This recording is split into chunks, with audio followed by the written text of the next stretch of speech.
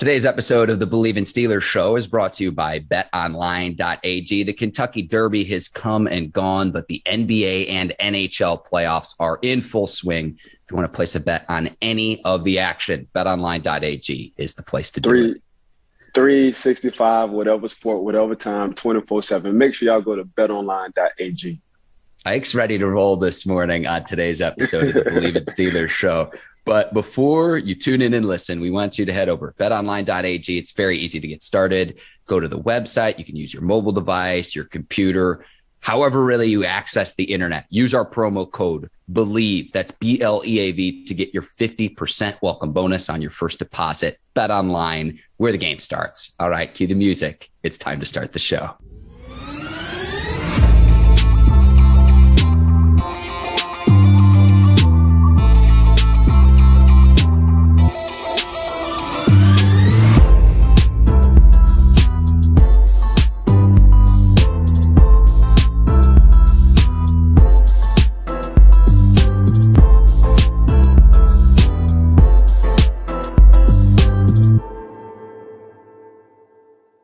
Welcome to the Bleav in Steelers show on the Bleav Network. I'm your host, Mark Bergin, joined as always by my guy, two-time Super Bowl champion and 12-year veteran of the Pittsburgh Steelers, number 24, a sun-kissed Ike Taylor. IT, I hope you had a fantastic birthday weekend. Welcome in. How are you this morning, my man? Man, I did, Mark. I appreciate you. Really enjoyed myself. Went down to Cabo for a couple of days, very relaxing. Did a little workout on the beach, not a little workout, ran 3 miles on the beach, did 100 burpees, 200 squats, 200 push-ups. So, yeah, man, I had some fun while I was at it, but it was very relaxing for me. So anytime you're in Cabo, want to go to Cabo, man, I got a great connection. Let me know, Mark. Make me an offer I can't refuse. I just hope a dead animal doesn't wake up in my bed. I saw, speaking of animals, that you were with a hawk too, Ike. Yeah, I was with a hawk/eagle. It's a hybrid. And it keeps all like the animals and the birds that's unwanted away from the hotel and the resort. So it was pretty cool. But I said, you know what, man, let me take a picture. I don't know why I said that, but it got close enough. And I felt like the wind, when it was flapping its wings, like the wind kept hitting my face. I'm like, man, I hope this beat don't mess around and touch your ear to it. So. Well, check out Ike's Instagram. We'll put that in the show notes. As always, that picture belongs in one of the Smithsonian museums. I'm getting back from DC. Great weekend. And Ike, going into the weekend, Friday, we got the chance to talk with Steelers head coach Mike Tomlin. And before we get too far into this discussion, there's a thanks all around. Ike, I want to thank you.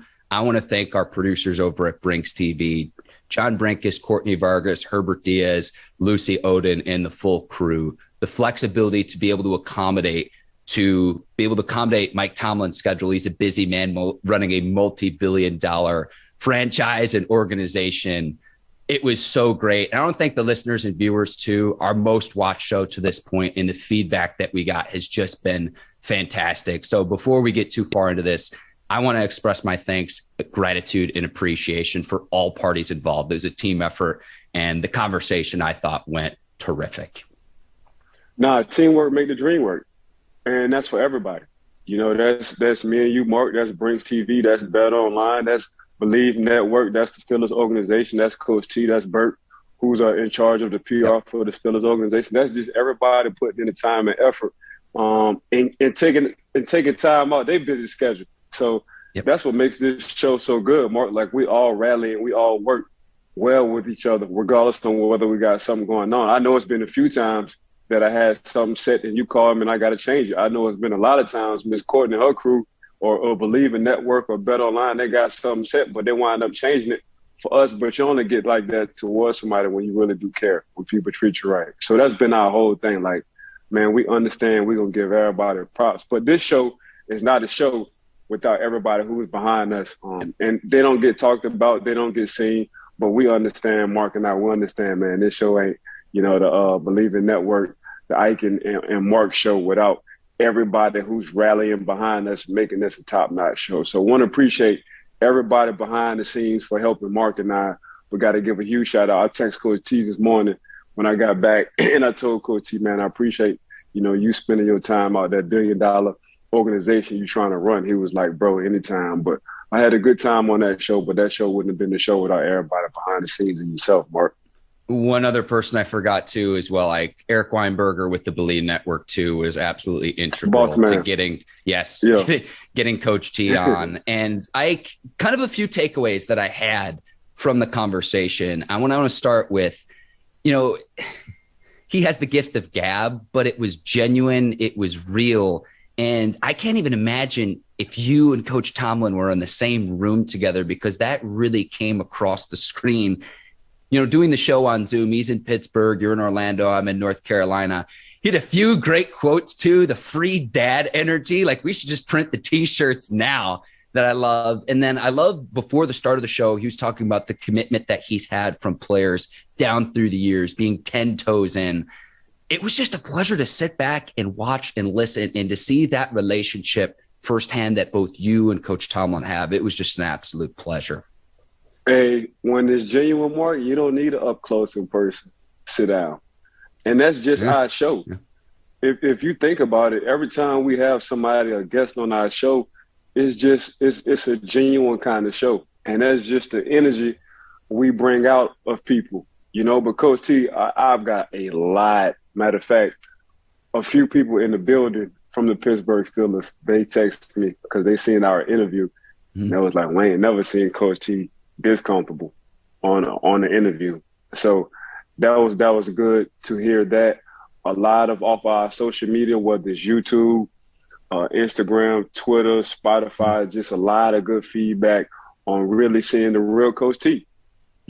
Like the up close in person, we just sitting down at a restaurant, smoking a one-of-a-kind cigar and chopping it up, and Coach T is right here with us. That's just how the interview felt, Mark. So it was a good time, bro. Appreciate you, helping me with the show. But yeah, that's probably one of our best shows yet. But Coach T just a good dude. We could have talked to Coach T for about 4 hours for real if he had time to. We'll get there. I thought the decision to draft Kenny Pickett, that conversation to me was probably like the most newsworthy, if I'm going to put my reporter hat on, because I was amazed how forthright he was. That was one of the questions I had was, was there any debate, Pickett or anyone else, one of the quarterbacks? Because inevitably, Kenny Pickett will be compared to the other quarterbacks in his class. It happens every year. It happens with another quarterback on the Steelers roster, Mitch Trubisky, in the 2017 draft class with both Deshaun Watson and Patrick Mahomes. And to hear how forthright he was about, we were on the clock for 15 seconds after the 19th pick, and there really wasn't any debate. We knew Pickett was going to be the guy. Now, I was not surprised that they were also surprised Pickett was still on the board at number 20. Right. But again, Pickett is always going to be compared to whether it's Malik Willis or Desmond Ridder or Matt Corral, Sam Howell, whichever quarterback emerges as like the top dog in this quarterback. People will always reflect on that just because those are the quarterbacks in the 2022 draft class. Yeah, 15 seconds ain't too long, depending on what you're doing. But Coach T, right? Coach T said, once he got to like 15, once Kenny Pickett would drop down to 15, like, boy, if he's sitting there at 20, we for sure gonna get him. And then wind up getting that guy. But the insight from Coach T was, we've been knowing this kid, we've been having up close in person, his background, like we just been knowing this kid for a while. So we watched him grow, we watched him develop. It's just crazy, man. He's a high draft pick, and he's right next door to us. And guess what we need? We need a future quarterback. We need a franchise quarterback. So everything kind of fell in their lap at that particular time. So, they say time is everything. And for Coach T and the Pittsburgh Steelers organization to have a guy that you watched since he was a freshman, and he progressed year in and year out, and you're able to tell the stories where he sits down with his safeties and try to nitpick on what they got going on. And he's watching from the second floor from the Panthers organization, watching the Steelers practice. And Coach T is able to talk to the head coach. Coach T is able to talk to the trainers. Coach T is able to give a thumbs up at Kenny Pickett. I don't know how the NCAA rules go, so I really can't say how they can really move. But at the same time, when you just have somebody who's really like homegrown, you know what I'm saying? And you asked about the hands part, because that was a question mark about Kenny Pickett and his hands, how small his hands is. Coach T was like, man, he been dropping dimes in this cold weather for the past 4.5, 5 years. What we talking about? So, he answered a lot of questions, but Coach T gave us some good insight for that draft and why it wasn't any hesitation when it came down to drafting Kenny Pickett. Speaking of Pickett, too, I thought it was really cool to provide credit to the two Pittsburgh Panthers safeties as well that Pickett had developed a relationship with, Paris Ford and then Damar Hamlin. Hamlin now a safety for the Bills, and then Paris Ford with the USFL Generals as well. So I thought that was pretty cool that he understood the relationship that Pickett has with his teammates, because there's so much more to quarterbacking than just saying, oh, the guy's got a cannon arm. It's almost like a pitcher in baseball where it's like, okay, he can throw 105 on the radar gun, but does he know how to pitch? Does he know how to mix up his pitches? Can he locate? Quarterbacking is the same thing. There's so many things that go into the position, but I thought it was interesting that he could observe the relationship that Pickett had with his college teammates that are on the other side of the ball as well. That's who I'm going against. That was me. That was me and Byron Leftwich. I remember when we got Byron coming from Jacksonville, and he wound up coming to the Steelers. Like I said, then I got a starting quarterback who's a backup quarterback for me. So, hey, Bleav, this is what I need you to do. I need you to throw all back shoulder fades, and you can ask Coach Tomlin this. And I was like, why? He was like, why? I said, man, I'm always over top. I'm not worrying about a deep ball, but if you got a quarterback and a receiver and they got a good relationship, they're going to back shoulder fade me all day. I just need to know how to play it in practice. So every time coach asks you to throw a deep ball my way, make sure it's a back shoulder fade. Coach T wind up asking us in the team meeting, Bleav, why you kept throwing Ike T these back shoulder fades? And Bleav was like, well, coach, Ike told me, like, they're not going to throw over him deep because he's always checking the best receiver. Mm-hmm. So if he's always over top, that's the next best option. That's what I would do if I would go against Ike Taylor and would throw him a back shoulder fade because it's hard to defend. And Coach T was like, okay, this would make him a 9-year veteran. And he told this to the team. Like, when you're able to scout yourself and understand what you've been putting on tape, but you got to adjust because you think other teams will do this to you, this what makes a professional. But I thought it was just interesting. And Kenny go and talk to the defensive players because that's who he got to go against. Mm-hmm. He got to be able to read cover 2, cover 3. And who's one of the first that's going to give you that sign?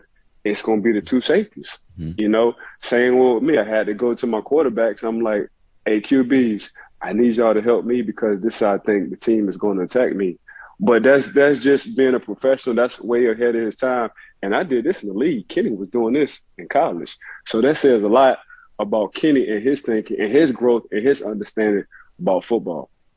And you understand the mental part of it, almost the chess portion of it, Ike, because at the NFL level, don't get me wrong, there are superior athletes compared to others, but that parity isn't as great as sometimes at the college level. So it's no surprise that Byron Leftwich goes on to become a very successful offensive coordinator for the Tampa Bay Buccaneers. Right. Soon to be head coach. Yeah. Correct. Yeah. 100%. 100%. One thing I wanted to ask you about, Ike, and again, we only had so much time with Coach Tomlin because, again, running a multi-billion-dollar organization, one of the most successful in all of sports, not just football. Is there a memory you have of him when he was your head coach that really, really sticks out? Because even just having a conversation with him last week, it's like, it's clear why you'd want to run through a brick wall for him. But is there, if there was like one memory that you have from him when you were a player, what would that be? No, the one memory I would say was the first memory when he got the head coaching job for the Pittsburgh Steelers, and he called me from the organization, and I knew it had to be him because don't nobody call me 5, 6 o'clock at night from that facility. So once he called him and I, because me and Coach Kyle, we didn't end on good terms at the time, so and he knew that, so he called me. Him and I talked about it. And we kind of just like took off from there. So our relationship wasn't a coach-player relationship at all, Mark. It was more like he's my big brother, I'm the little brother relationship. And that's exactly what it was. And we just kind of took off from there. Like, he didn't have to explain or tell me anything. Like, he gave me a receiver I needed to check. I took on, I did my homework, and we set it from there.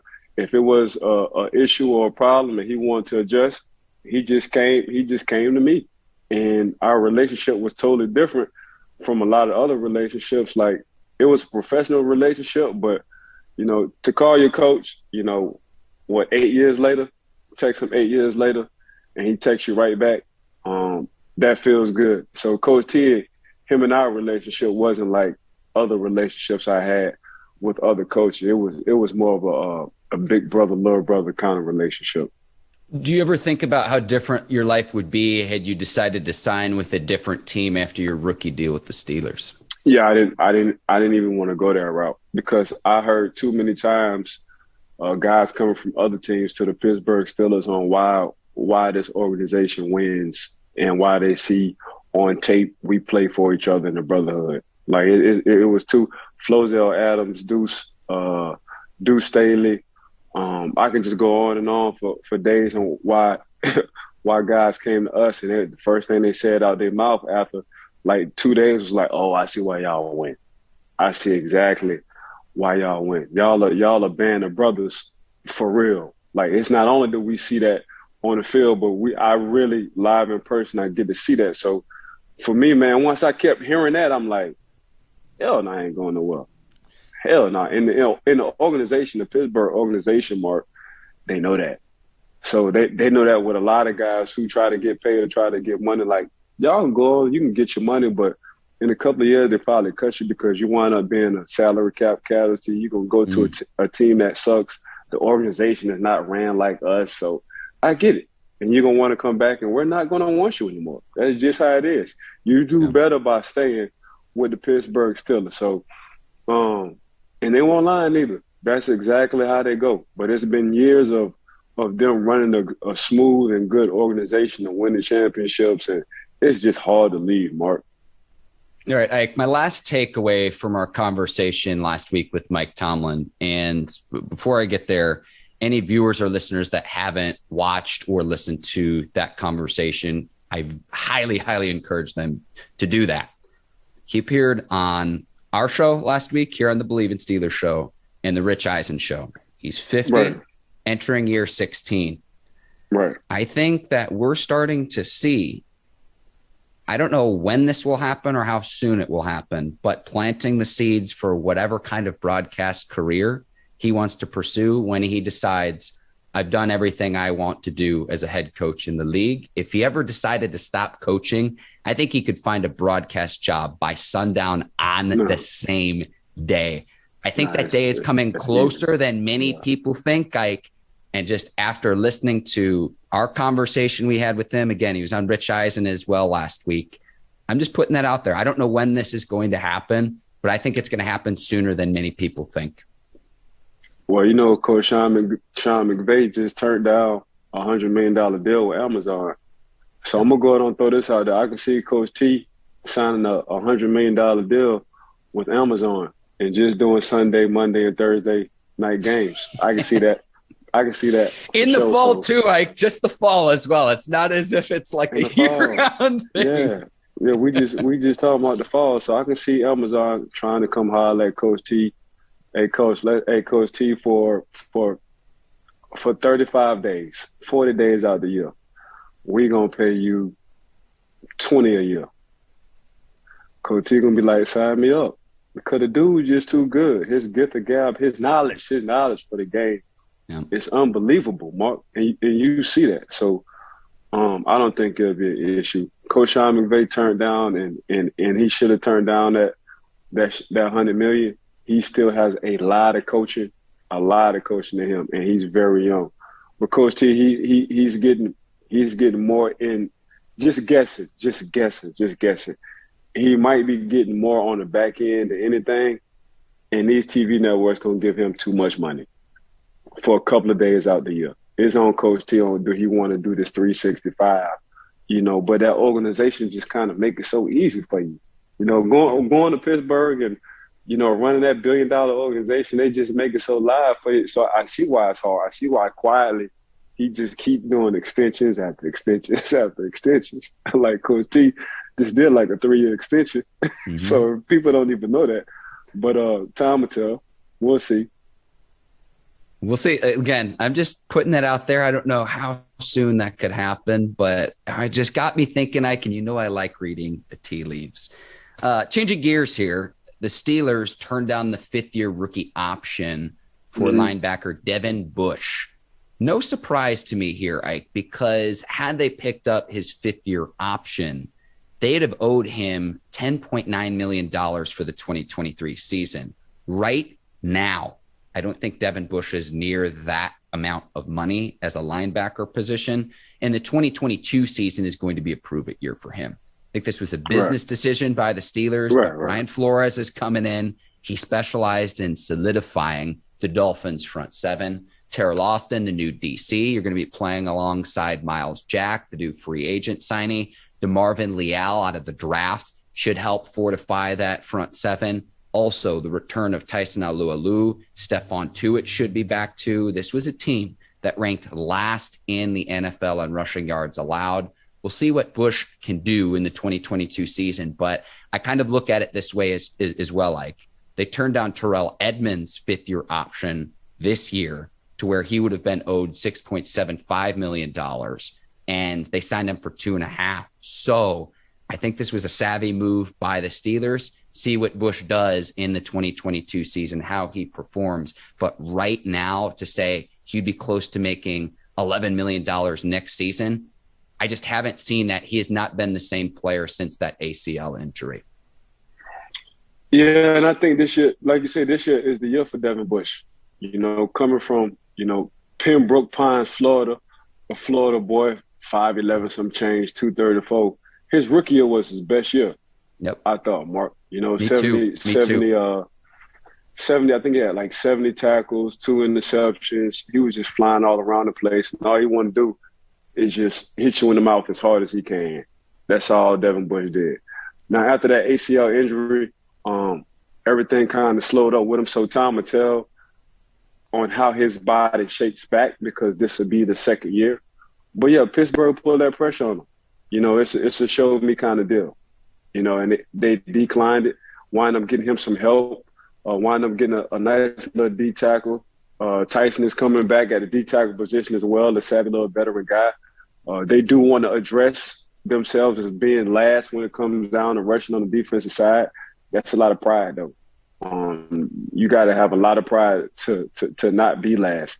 And that's what we used to pride ourselves on, like, okay, you can pass the ball on us all day, but one thing you're not going to do, you're not going to run the ball on us, because, one, you're controlling the clock and you're saying we're soft.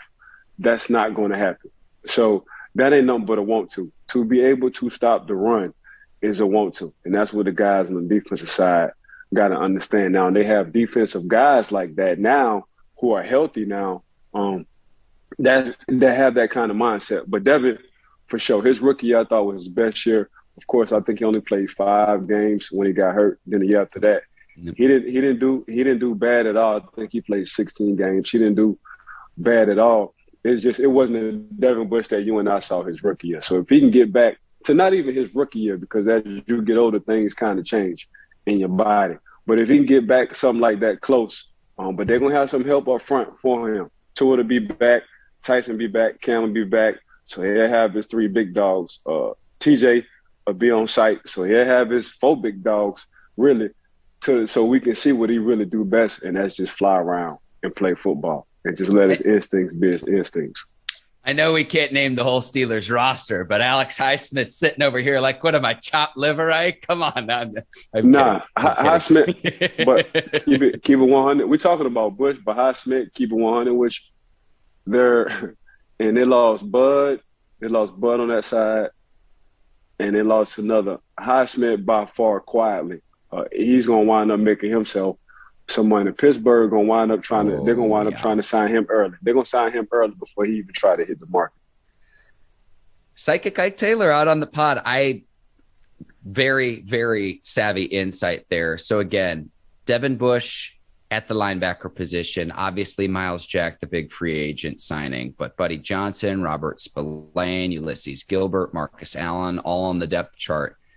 Devin Bush is the first round pick. And again, want to see what he showed as a rookie, because 109 tackles that season, and then tore his ACL 5 games into the 2020 season, had just 70 tackles this past season in 2021. And so, again, want to see that playmaking ability that he flashed as a rookie. And again, I kind of look at, okay, what was the projection with Terrell Edmunds, and the Steelers saved themselves some money. Not as favorable to the player, but you got more money as an organization. You can then allocate that towards other ways to upgrading your roster. So we'll see what happens. Again, a prove-it year for Devin Bush in the 2022 season. Ike, this week, I'm really excited because we find out the schedule for the Steelers and the other 31 teams in the league. The schedule release set for Thursday night. We're going to have a Friday episode of the Bleav in Steelers show going game by game, our picks. I cannot wait. And it's like, I know we just wrapped up the draft in April, but like the NFL, it never stops. It's a year-round sport. But Thursday night, we will know the dates, the times, and the schedule for the Pittsburgh Steelers this upcoming season. But I do know they got less travel miles out of any franchise this year. So they say they're not changing any time zones, meaning the Pittsburgh Steelers ain't traveling far at all. So we shall see what the schedule look like. But if that's a good indicator, there go your indicator. They're not changing no time zones when it comes down to flying for the Pittsburgh Steelers. That's spot on. So the road teams that the Steelers will face, we obviously know the 3 teams in the division, and the Ravens, the Bengals, and the Browns. But the Steelers on the road will also play the Falcons, the Bills, the Panthers, the Colts, the Miami Dolphins, and the Philadelphia Eagles. At home, you've got the 3 teams in the division. Also at home, you've got the Raiders, the Patriots, the Jets, the Saints, and the Bucks. So we know the opponents. We don't know the dates yet, but that's what we'll find out on Thursday night. Yeah, them boys ain't got to worry about no time zone change, no 2 hours behind, no 3 hours behind. Them boys on the same time. So if I'm Coach T, I'm going to go ahead and keep that schedule the same. We doing everything the same, fellas. We're at home every game. 17 games, we're at home every game. So the schedule going to stay the same. What does that do for a player, Ike? You mentioned the time zones. Is it just in terms of like traveling to other parts of the country to play in games? Like why does that matter? Because that's the first thing that you mentioned. Man, it's your body. And I think Coach T would have changed up a few things different. Like when we went to London, we went there like 2 days before, and Minnesota was like there for the whole week. We're like, damn, Coach T, why we can't get the whole week in London? What the hell are we doing? But he was looking at the landscape of his roster. It was a lot of younger kids at the time. Maybe if it was a lot of trustworthy adults on the team, veterans on the team, he would have said, oh heck yeah. But he was looking at that landscape, and it was some guys, the Bugatti boys, the Bugatti boys, the Mike Wallace, the Emmanuel Sanders, those kind of guys. Them guys, of course, on their way getting in their prime, so ain't no telling you put them over there in London for a week. Oh man, what that thing would have looked like. But man, for sure. I feel like going to the West Coast too. A lot of West Coast teams, when it comes to the East Coast, they'll come over on a Tuesday night, and they'll stay 5 days so they can adjust. And we want to do the same thing, but Coach T and the Rooney family, that's why I understand why they keep all their money. They're like, man, we ain't about to spend no extra money on no goddamn hotel suites. We're gonna send y'all butts over there the day before. Y'all gonna win this ball game, and we're gonna come back right after the game. That's what we're doing. Like you got to book a separate vacation to go to the Ministry of Sound or Printworks or one of the other famous clubs in the UK. I know, right? Again, so we'll be back on the Bleav in Steelers show on Friday. Please give us a 5-star review, rate, review, and subscribe to the show wherever you get your podcast or show on YouTube. Tap that subscribe button. Ike, I want to thank you I want to thank our producers over at Brinks TV, John Brinkus, Courtney Vargas, Herbert Diaz, Lucy Oden, the whole crew at Brinks, the Bleav Network, today's sponsor of the Bleav in Steelers show, betonline.ag. I want to thank the listeners and the viewers of the Bleav in Steelers show. Keep rocking with us because we're going to have you covered all offseason long. One thing, everybody, I second everything Mark just said. I want to thank betonline.ag, Brinks TV, Brinks TV for sure, Bleav in Network. I want to thank you, Mark. I want to thank all the viewers and listeners. Make sure y'all give us a 5-piece. Appreciate y'all. Continue to watch because we still got some stuff coming down the pipeline, some good stuff, some good insight for y'all. I'm telling y'all, we just going, how my niece would say it, we're getting hotter and hotter. That's what we're doing. For Ike Taylor, I'm Mark Bergin. Thank you for watching the Bleav in Steelers show. We will see you on Friday. Until then, take care and so long, everybody. Peace.